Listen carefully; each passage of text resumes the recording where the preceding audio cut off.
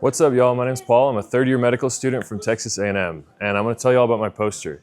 So this is a 44-year-old guy, super cool case. He came in completely healthy, no past medical history, no surgical history, no sinus surgery, nothing like that, no predisposing factors. And he had previously presented to an urgent care, and he had been diagnosed with a migraine because he had a headache and some vision loss. And he came to our clinic because, crazy story, his wife worked at the clinic. And he took our ophthalmologist aside and he said, and his wife took our ophthalmologist aside and said, "Hey, my husband's been having this vision loss, his headaches. I'm really worried about him. Do you mind examining him?"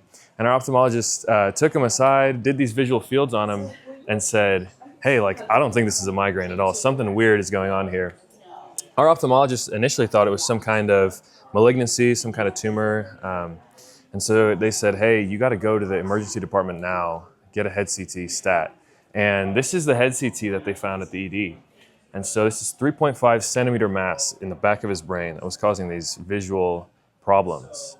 And so they consulted neurology, neurosurgery immediately, did an LP, completely normal.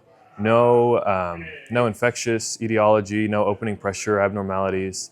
And so they consulted neurosurgery, did a brain MRI, and neurosurgery said, "Hey, we don't know what this is. We don't know if it's a cancer. We don't know if it's some brain abscess, but we're going to operate and take it out."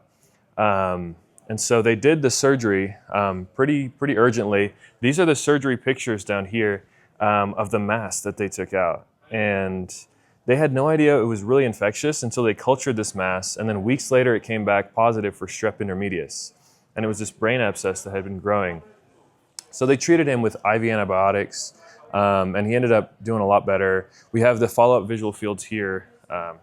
So you can see he's recovering, no headache anymore, and his visual fields are improving a lot. Basically, background for this case, there's another case out in West Africa in 2023 of a young 18-year-old woman, same presentation, except for her, she had a family history of migraines.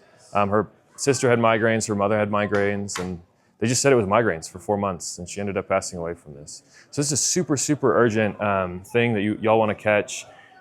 Big takeaway is, low threshold for brain imaging for patients that come in with visual field loss and headache. Because he had no fever, no predisposing factors, and they ended up catching this just from a head CT.